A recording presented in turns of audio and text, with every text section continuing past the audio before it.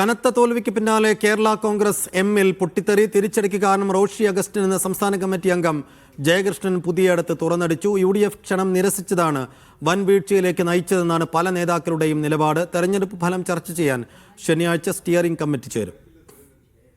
മത്സരിച്ച് 12 സീറ്റിലും തോറ്റു സംപൂജ്യരായ കേരള കോൺഗ്രസിൽ കലാപക്കൊടി. റോഷി അഗസ്റ്റിൻ പാർട്ടിയെ ഒറ്റിക്കൊടുത്തതായി ഇടുക്കിയിൽ നിന്നുള്ള സംസ്ഥാന സമിതി അംഗം ജയകൃഷ്ണൻ പുതിയടത്ത് തുറന്നടിച്ചു. ജനവികാരം മനസ്സിലാക്കാതെ പ്രവർത്തിച്ചതിൻ്റെ ഭാഗമായിട്ടാണ് ഇത്രയും കനത്ത തിരിച്ചടി ഈ പാർട്ടിക്കുണ്ടായത്. ശരിക്കും പറഞ്ഞാൽ അതിനൊരു കാരണക്കാരനായി മാറിയത് ഈ പാർട്ടിയുടെ പ്രതിനിധിയായി മന്ത്രിയായി 5 വർഷക്കാലം പ്രവർത്തിച്ച ശ്രീ റോഷി അഗസ്റ്റിൻ മാത്രമാണ്. നിലവിൽ കേരള കോൺഗ്രസ് എമ്മിന്റെ അവസ്ഥ ഇതാണ്. പാലായിൽ 2ാം വട്ടവും ജോസ് കെ മാണി സി കാപ്പന് മുന്നിൽ വീണു. കാഞ്ഞിരപ്പള്ളിയിൽ ചീഫ് വിപ്പ് N ജയരാജും ഇടുക്കിയിൽ റോഷി അഗസ്റ്റിനും കനത്ത തോൽവി നേരിട്ടു.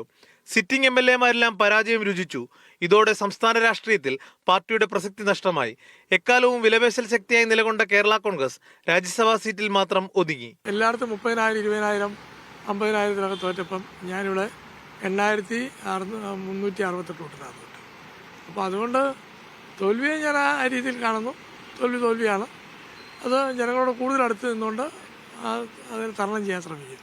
LDF-ൽ വന്ന ശേഷം 2021 തെരഞ്ഞെടുപ്പിൽ വലിയ മുന്നേറ്റമുണ്ടാക്കാൻ കേരള കോൺഗ്രസ് എമ്മിന് കഴിഞ്ഞിരുന്നു.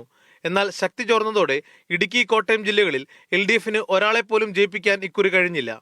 മീഡിയ 1 കോട്ടയം.